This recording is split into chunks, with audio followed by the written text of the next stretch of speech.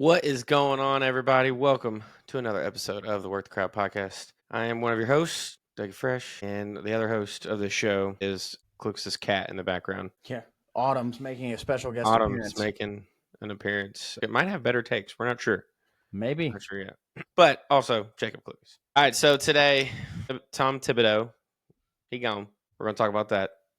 NBA All-Star, new format going on with that. Talk about that.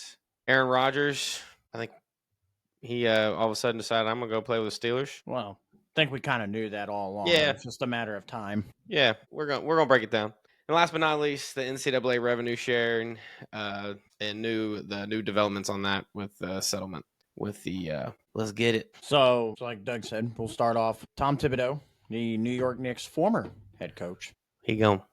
is gone. He gone. And people are kind of, I'll say 50-50 up in the air as to why. People are 50-50 on how they feel about it. I understand. Knicks just made the conference finals for the first time in I don't know how long. So, it kind of raises the question of, you just made the conference finals. Why fire your coach? I think I have an idea. I mean, let's be real. And Tom Thibodeau's been known for this since his days in Chicago. He only plays about 6, maybe 7 players. That's not just throughout just the playoffs. I mean, that's throughout the course of the whole season.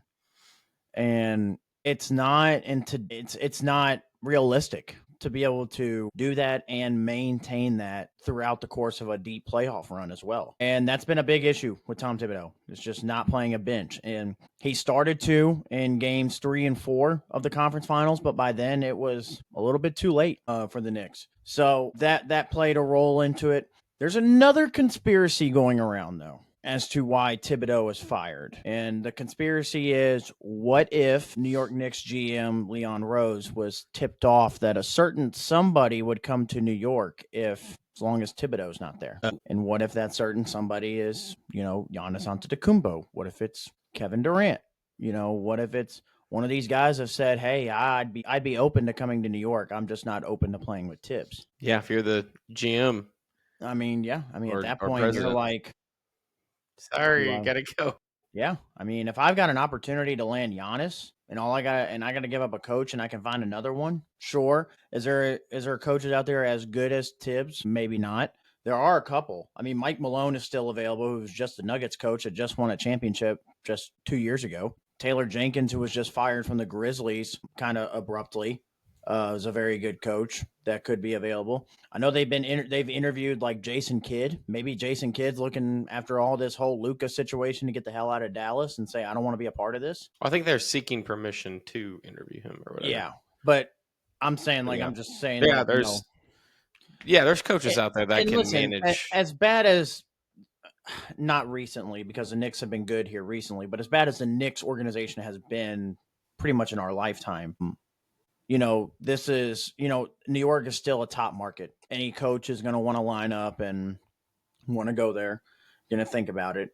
It's New York, it's MSG, it has that aura around it to where it makes you think about it. So I don't know. I think it'll be interesting. I think it'll be interesting for one to see if they can land another piece or a piece like a KD or a Giannis now because of it. My biggest concern with it is not so much, and Colin Cowherd actually started this about a year ago. And he said, and his take was, the Knicks for so long have been so bad. And that's been because James Dolan, the owner, has been so hands-on with the team. Mm-hmm. Well, the last 2-3 years, which is when the Knicks have been, competent and good, James Dolan's been away because him and his company's been working on the Sphere in Vegas. Well, that's his company. Yeah. So he hasn't been a part of the team. And now the Sphere is done, and now people are concerned that maybe Dolan did have something to do with Tibbs firing, and now maybe this is where the Knicks start to spiral because Dolan has his hands back in the team. I'd like to think it's more of the conspiracy you brought up about a player wanting to come there. Yeah, I mean, I do too. But, yeah, I mean, that would suck. I think the NBA is better off with the Knicks being good. Yes. It's always better when your top markets are good. And that's really in any sport. Yeah. Your sport is always good when your top markets are good. Yeah. But we'll see. I think the Knicks have a couple more issues outside of just adding a Giannis or a KD. More so of Brunson's got to learn to come off the ball just a little bit more, spread the love a little bit. The Knicks have a really good team. They're good. I mean, you have outside of Brunson, and Brunson's a superstar. Don't get me wrong, but outside of him, I mean, Cat's an all-star. I mean, Cat's a 20 to 25 point per game guy himself. OG Anunoby's a 15 to 20 point per game guy. Mikal Bridges is a 15 to 20 point per game guy. Josh Hart can walk into an arena and give you a double-double. They have a really good roster. And my biggest thing with trading for a Giannis or a KD is how many of these pieces are they giving up for one? Two, again, does it fix the Brunson coming off the ball a little bit more situation? So that sounds like a little bit of coaching, more of how the scheme is going to be drawn up to help with that. But we'll see. We'll see how it works out. I hope, again, basketball's better when the Knicks are good and when the top markets are good. So I hope it all works out in the end. But speaking of something that either has or hasn't worked out, the NBA All-Star Game. We've talked about this so many times on this podcast and about how these formats have either worked, didn't work, what we liked, what we didn't like, and they're changing the format again, Douglas. Adam Silver announced on, let's see, what was the podcast called? He announced on FS1's Breakfast Ball that the 2026 All-Star Game format will be USA versus the world. And, some of the NBA players are excited by this, and, others are kind of just, whatever. Another All-Star. Yep. So he said what he had said was the reason why he went with this is because of the way it went for the NHL this past year, basically. But again, NHL broke it down into countries a little bit more. So when it went a little bit more into depth, obviously you can't really do that. You don't have as many, But here's my issue with USA versus the world. Okay. There are NBA All-Star spots in total.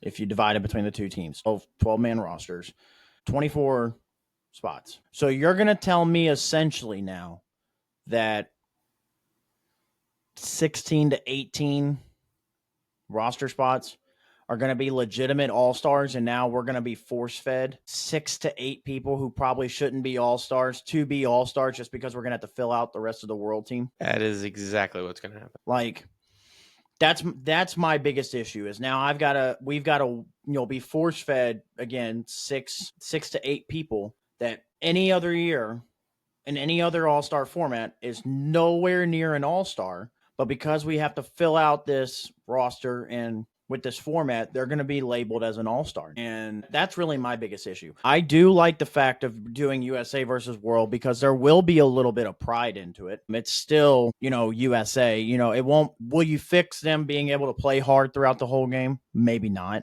but maybe there's enough there. Because I'm telling you, the world team is going to push them. They're going to be stacked. And they're stacked. If you looked at what the potential starting five for the world team is, it is going to be Shea, who just won MVP, Luka, who's one of the top 5 players in the world, Giannis, top 5 player in the world, Jokic, top 5 player in the world, and then Wemby. And we've seen Giannis, Wemby, maybe not so much Luka and Shea, but Giannis, Wemby, and Jokic at times get pissed off in the All-Star game of how it's going because nobody's playing hard and all that. That those guys are going to push them, and I think it's going to push the USA's pride a little bit of being we still have USA on our chest right now. We have to, we have to show something, and so I do like it from that aspect. But again, we're giving six spots probably to people that shouldn't get it. Yeah, I think this, like you said, it's stemming from the NHL going to that format. The problem with the difference is that I feel like the NHL has a little more history when it comes to the countries playing against each other. Well, yeah, and it's not like basketball where USA has been so dominant over the last, there's not been one country really that's been just flat out dominant. Right. It's a diverse thing. Well, I'm just thinking more back into in the late 80s in the Olympics, USA versus Russia, you know what I mean?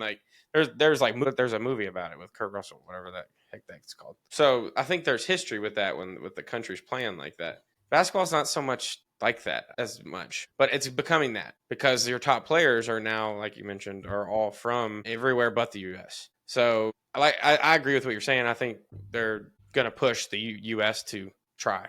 Like, we're not going to get blown out by these top players in the world. I mean, because if they don't try, they will. I mean, they will. And there's going to be guys on USA that, that it'll probably be on the bench that probably won't ever play for the actual Olympic team. So this is their one chance to have like USA on their chest to represent, so because, if I'm looking at it, more than likely starting 5 for USA is probably going to look like Steph, Ant, KD, LeBron, and then like Anthony Davis, Bam, something like that. But I mean, it's going to be in LeBron and them. That's going to be where the biggest test is going to be. It's going to be LeBron, KD, Steph. What is their mindset going in? Are they just going to treat it like an all-star game and like, listen, this is not Team USA. This is just an all-star game at the end of the day. Like, it is what it is. Or do they legitimately go, hey, this is this still is USA across our chest, and again, I said this during the All-Star game last year. I feel like the driving force now then for this Team USA is going to have to be Ant. He's going to have to set the tone. Yeah. I mean, I feel like he's the future of it. Like, listen, in a game like that where you're playing against the starting 5 is 4 of the 5 best players in the world on the other side of the court. Listen, Ant, you want to make your case for face of the league, that might be your moment. Yeah, that seems like it could be it for sure. Set the tone, be the leader. Don't go down without a fight. But we'll see. Again, I don't really have faith when it comes to NBA All-Star formats that it's going to work. I hope it works. I hope this is a solution. Now, is it probably realistically a long-term solution to the All-Star game? Probably not. I don't know how long this could be sustainable. But for, I would say, a 3-year window, 5-year window at max, maybe this could be a quick fix. But you got to figure something out because, again, the All-Star game is just such a bad product that if you're Adam Silver, you got to try anything. So I don't blame them for trying. Yeah, no, yeah. I think at this point they are just trying different things, different formats to see what sticks. I think this is the best one they've had yet because I think it will bring more competition to it. But without incentive for these guys, I just don't. They should just go back to the normal format they did. Yeah, I mean, at that point, yes. At this point, just go back to East versus West. Allow the players to wear their team's jersey, not an East and a West jersey, and let them play that way. Yeah, and then let them put on a show. Yeah, just like listen, and that's really the thing. Like, listen, I really in an All-Star game when I say play hard, I really want to see you play hard for maybe 4 or 5 minutes. I don't want to see you, go all out like it's the NBA Finals for the whole game, but I would like to see stretches where, kind of like we saw with a long time ago, Tim Hardaway Jr. and Deion Waiters, but that was the rookie versus sophomore game. Like, I need somebody to get mad that you just got scored on and go get yours back. Right. Like, that's what I want to see. Even if it, and I do want to see, what spectacular dunk can you pull off, on a fast break. As much as we say that's, it's not fun to watch because they're not playing defense. If you're not going to play defense, then show me something. Like, I don't want to see you not play defense and I'm watching Shea just get a wide open layup and it's just a layup. Yeah. Go try something. Go do something you wouldn't do in game and try it out. Like, play like you're at the park back home and you're just trying to show off, that's what I want to see. In reality, I feel like, that's really what it should be. You earn the right. You've played your ass off until this point and you've earned the right to be an all-star. I think you deserve to have have fun. Yeah. And like, show. I want to see, like I said, Ant come off a screen with Wemby on him and say, fuck it, I'm taking him one-on-one to the bucket. Yeah. Block or not. Screw it. Like Kobe and LeBron did. Yeah. Go at it. That's what we want to see. And again, we're not asking for 48 minutes of play your hardest and we want to see, don't allow easy buckets or anything. No, but 4 to 5 minute stretches, definitely would like to see it. I want to see a little bit of competitiveness. I want to see you try something you would not try during game, stuff like that. So I think we'll get some of that with this new format, just based on purely the competitive nature between the country piece, the aspect of it. All right. So the next part, moving on to football topic, Aaron Rodgers officially signed with the Pittsburgh Steelers. Again, we kind of already knew this. We kind of already questioned it though to begin with. And if Rodgers was gonna sign, why get rid of Pickens? I understand. Pickens was kind of a headache in the locker room at times, but like if you're Rodgers, what was enticing you to go there? Because really, even still, yeah, sure, you have DK Metcalf, you don't really have very much weapons after that. Like, you're kind of putting your faith in a rookie running back in Caleb Johnson out of Iowa, who I think is good, but, it's 50-50 with rookie running backs. Pat Freiermuth at tight end is an okay tight end. He's not a needle mover tight end. He's not trash, but he's an okay tight end. And then really outside of that, you have no weapons whatsoever. I mean, so I'm not sure what enticed Rodgers to really want to play here. The only thing that I can think of is that the fact that the Steelers have the Packers on the schedule and he has a chance to be the one of 5 quarterbacks to beat all 32 NFL teams. Yes. But outside of that, I don't really know what would entice him to want to play there. I mean, even before he signed, the Steelers were plus 4,500 to win the Super Bowl. Even with him signing, the Steelers are still plus 4,500 to win the Super Bowl. Yeah, like they're not going to win the division. It's not a needle mover. No. Like, I don't. And if you're the Steelers, again, it's a 1-year contract. Rodgers, I'm about 85% positive is going to retire after this year. He probably should. And if he doesn't just quit midseason also. What, after the Packers game? I mean, either that or he gets, hit with one injury and he's just like, fuck this, I'm done. Like, I mean, that's possible. So I don't know. And that's the other thing. Steelers offensive line, kind of shaky. So, you just left a situation that was very, very similar with the Jets. You had one good wide receiver with Garrett Wilson, a bunch of others that were kind of questionable, a shaky offensive line. The only difference between the Jets and the Steelers is the Steelers have culture and winning culture, and they'll probably still finish 9-8, right above 500 to save Mike Tomlin's, record. But why, especially when you need a quarterback in next year's class, more than likely, again, Rodgers is only going to play 1 year. Why not at this point just say, all right, we don't want Rodgers. We feel like we can still get to 8-9, 9-8 without Rodgers regardless. Let's just roll with Mason Rudolph. Let's roll with Will Howard and just see where it goes. If, let's just say Will Howard hits for us, great. We found a gem in the 5th round. If not, we have, maybe he loses us enough games to get us a top pick next year. And I think this is the problem with Mike Tomlin and the Steelers and why a lot of people will say Mike Tomlin needs to go, because you're just hanging on to the fact that, we got to get to 9-8. We got to get to 9-8 at least. Got to have the winning record. Brother, we've said it many times in this podcast. You got to lose to win sometimes. And listen, if it takes a year of being bad so you can get your quarterback of the future, so be it. I think we'll just see Aaron Rodgers out there not giving a fuck, just slinging that ball. And I mean, again, the Steelers will win anywhere between 7 to 10 games. And me and you have said it before, that's really the realm you don't want to be in. Yeah. Because usually when you're right in that 7 to 10 win range, you're not good enough to make the playoffs and you're not bad enough for a top pick. So I don't know. I don't understand what Pittsburgh's done over the last couple of years. It seems like they really don't know what to do ever since Roethlisberger left. But, I mean, their ideal situation was Kenny Pickett. But it's almost like they had so bad, like a bad time with Kenny Pickett drafting him in the 1st round that they're just like, we'll never do this again. I don't know. Maybe they have their eye on somebody next year. This is just to get them through. Rodgers needed someplace to go. Yeah, I mean, Tomlin and Rodgers have a relationship that we don't know about, Like there's probably some backdoor stuff that we're not seeing that caused him to go there because, like you said, I don't know why else he would go there. Is the game in Green Bay this year? Let me tell you. Has he played in Green Bay yet since he's left? No, the game is in Pittsburgh. Yeah, that's less cool.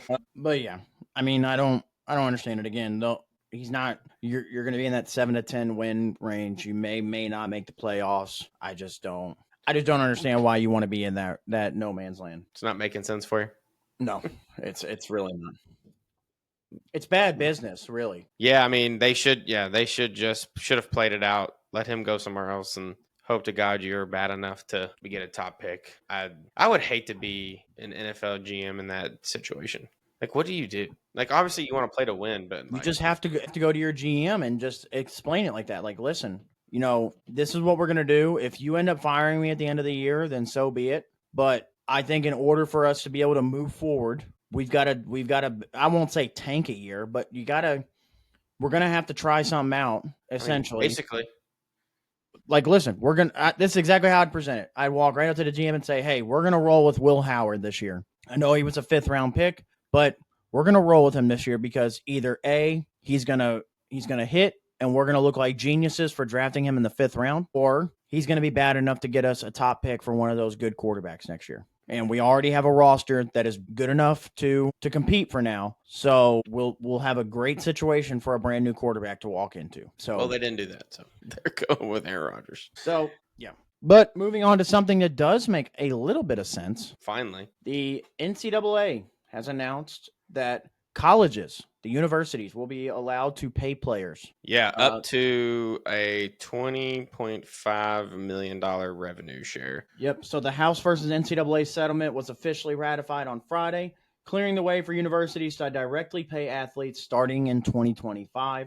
The settlement is expected to formally take effect on July 1st, and after it was approved by a judge at the United States District Court in Northern District of California. So this is, so yeah, you said the salary cap, essentially. Pretty much, yeah. Will be right around $20 million. That figure is intended to cover all athlete compensation across varsity sports. So that $20 million is not just designated to football, not just designated. That is for the entire athletic department, essentially. But so this settlement also includes, on top of this, the $2.8 billion, that's with a B, back payments for athletes who competed between 2016 and 2024. So they get to pay athletes that also competed back then. So guys like Lamar, Baker. Yep. Not that they need the money.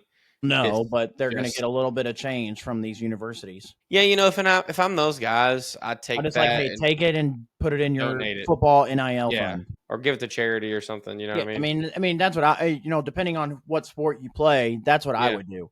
Obviously, if you're a former Kentucky Louisville basketball player that didn't pan out in the NBA, needs the money, sure, take it. But if I'm like I said, Lamar, Baker, guys like this that they're going to get compensation for what they didn't get when they were there, I would just tell them, hey, take whatever money you're going to give me, put it in the football NIL fund, put it in the basketball NIL fund. So that's what I would do. But here would be my question now is, how does this affect everything going forward? Because what if schools now keep in mind, this does not affect NIL as a whole. This is still, kids can decide if they want to take the money from universities or they want to take it from sponsorships. It doesn't really matter. It's still up to the player, essentially. But my question would be, if universities start using this for players, I would be almost willing to bet that universities, when they start offering this money, put in their clause that you can't transfer out. If they were smart, they'd do that. Hey, we're going to sign you to this deal. If you agree to sign to this deal, maybe not transfer out like you can't leave all 4 years, but maybe like you're guaranteed to be here 2-3 years. Yeah, I mean, these schools are investing in these players. Yeah. I mean, it's just like any other professional sport at this point. You sign a contract to play with this team for this amount of years, and we'll pay you this amount over 2 years or 3 years, whatever you sign. Which I'm also surprised with NIL, with some major companies being in certain states, tied to certain universities, that hasn't been put in clauses before. Maybe they have, and I mean, maybe they have. We've never seen the fine print. But you will. But see, that's the thing, because schools weren't directly paying them. It's different. These third party people can come in and they can get paid wherever they go. Doesn't matter where they go to school. And now that the schools will be paying them, that is completely different. You're getting paid by the organization that you're playing for. That's quite different. I feel like that's probably why you haven't seen it. So according to this article on CBS Sports, it does say there are a few guidelines in place for how the money should be distributed across all sports. I'm sure. So it says the expectation is that percentages. The expectation is that 70% of the funds will go to football in the Power Fives, which is roughly about $15 million will go to Power Five football conferences. However, individual schools that have discretion to allocate funds as they choose, for example, Kentucky or UConn, could decide to spend 50% of their budget on men's basketball. Non-football schools in the conference, like the Big East, could gain a major advantage when it comes to funding and other programs. So it says which schools will be eligible. Any NCAA schools that opted into the House settlement will be allowed to participate. Schools in the Big 12, Big 10, SEC have all confirmed that they will pay out the full $20 million rev share each season. The AAC, notably, is requiring schools to rev share $10 million with their athletes over the next 3 years. Sacramento State, who's an FCS school hoping to transition to FBS, also intends to share revenue. So, and then it says who will administer the new sport. In the wake of the settlement, Power 4 conferences will take over regulation and enforcement of player compensation issues. The plan is to create an organization called the College Sports Commission and will hire a CEO soon after the settlement. Power Conference schools will be pressured to sign on to new organization. So this is where we could see the Big Ten and SEC say, we're going on our own. See ya.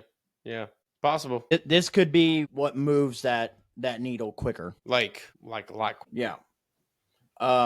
Yeah, and then again, new agreement will allow players to sign outside contracts. However, a new wrinkle requires NIL contracts to be sent through a clearinghouse run by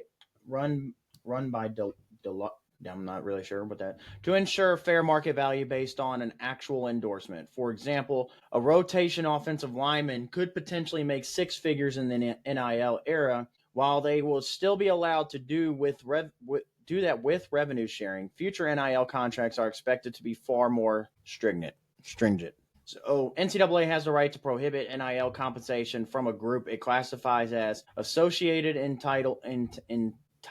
wow, I can't read today. So would seem to mean the booster. So yeah, so NCAA can flag booster NILs. So take a player like Cooper Flagg, for instance.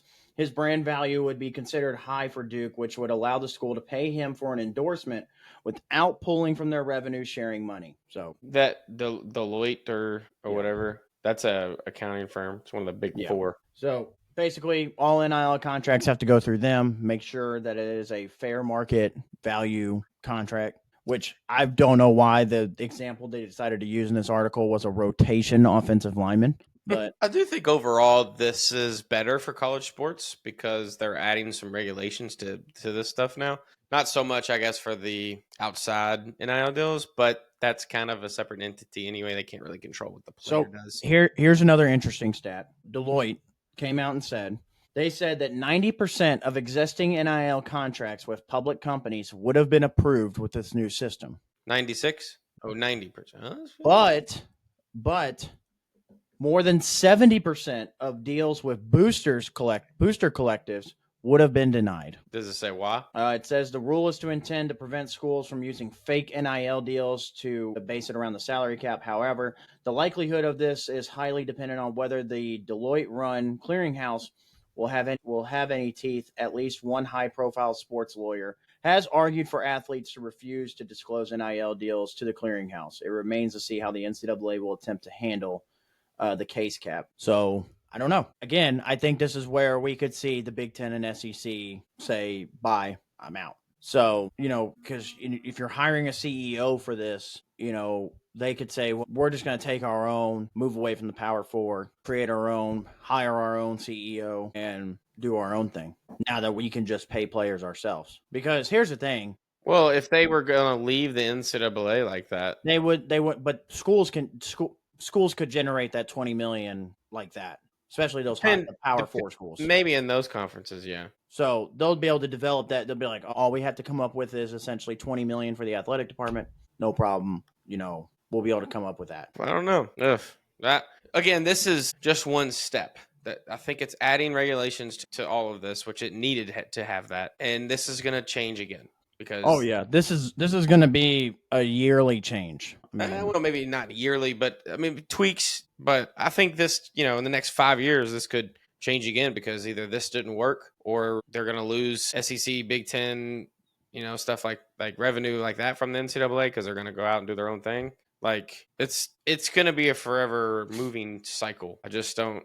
But this is a good first step, I think, for this. And then I think the NCAA knows at this point they're going to have to work with these conferences to make this work. So they're going to have demands from this, I'm sure. And I would not be surprised when schools start signing if these are professional contracts, kind of in terms 100% what it's going to be. But what I'm saying is in terms of I talked about earlier with you can't transfer out. They're going to be hey, if you do this is a 4-year deal, or a 3-year deal. You can't, and there is no, and if you opt out, you owe this much back to the university. I could see that transfer, yes, but the pro rule stays in its effect. They can't. Well, yeah. Well, no, yeah. But they'll probably have something in there like NIL does, where hey, we still, because if you look at, I know a lot of NIL deals. People have said if you look, they're like, especially with football players, they're 5 to 6 year deals where even your first 2 to 3 years in the league potentially, they're still with you. Okay. So yeah, then that makes sense. But that'd be well, I crazy. mean, I could see that. I could see them going, hey, 5-year deal. So that way, if you play all 4 years, great. Then we have you through your first year in the NFL just in case anything happens, or we have you for your first 2 years in the NFL. I really like that this could potentially not fix, but balance out the transfer portal a little bit, because I don't know if it will, because again, these players still have the option to do the school cap or whatever, take money from the school. Because they could just say, no, we're not going to take money from the school. We'll just stay with our NIL deals and have our own freedom. But can't the school say no? No, Like no, they don't, because the players still have the option to take money from the school. Well, what I'm saying is, if they take the money from the school, they're going to have something in their contract that says, Oh, well, okay, yeah, you got to yeah, play yeah, 2 yeah. years. Yeah. I'm sure they will. You can't transfer in 2 years. If you do transfer, you owe this X amount of dollars back to the school. Something like that. Yeah. The outside stuff can transfer, obviously, but I wonder, can the school deny a outside NIL deal though? Like, hey, we don't want you to have that because it's going through. Well, like, it would have to be in the clearinghouse? contract. It would have to be a hey, Something like that. if you sign this deal, with the University of Alabama or whatever, then any other outside NIL deals are going to be, or you can't sign with these specific NIL deals. Your list of being able to who you can partner with as well is this list right here, and it's probably all companies or whatever that partner with the school specifically. Yeah. I don't know. This is interesting, and it's right now. Like, they can. Yeah, do and it. now it's just going to be thrown in right. I mean, right in the middle now. of baseball season right now, right before football starts up. So I don't think we'll really see, because football's already essentially started.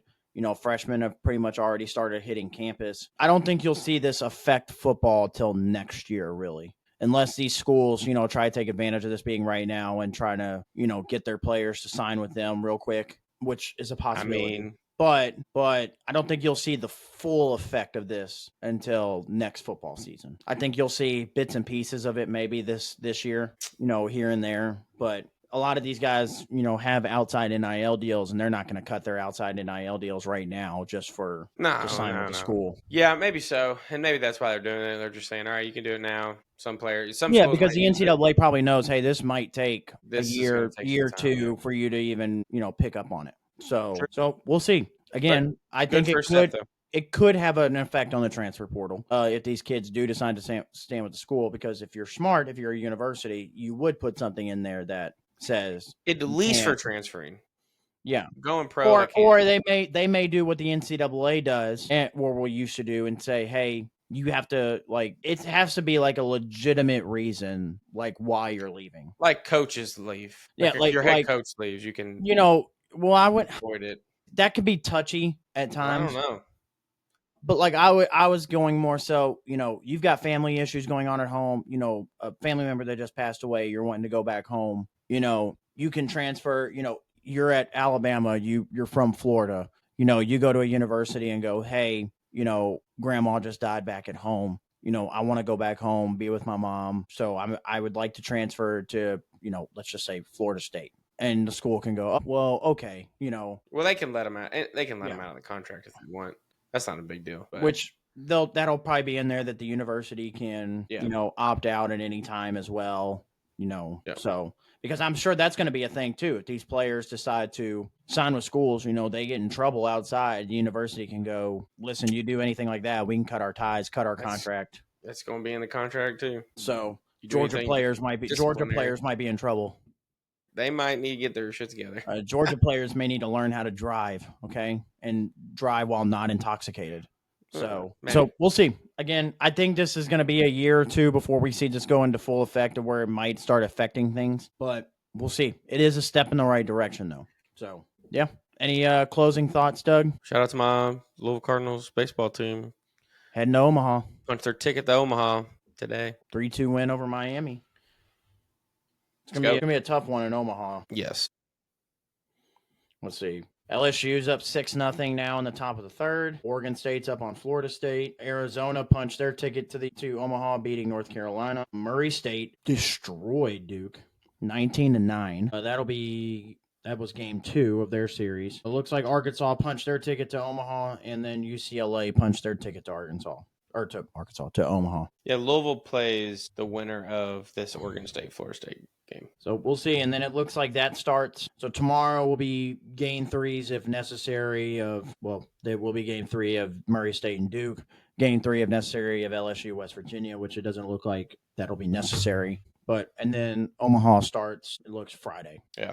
Yeah. So I'm excited to watch and compete in that. So outside of that, really, Thunder and Pacers are playing game 2 right now. What an exciting game 1. Good old Halliburton. Halliburton did it again. But right now, and again, you could say, this is where the Pacers won them. We are down 18 with 2 minutes left in the third. So maybe this is right where the Pacers won them. But with that being said, that's all I got this week. If you don't have anything else, Doug? Nope. I think that does it here. Like, comment, subscribe. Click that notification bell. Peace. Peace.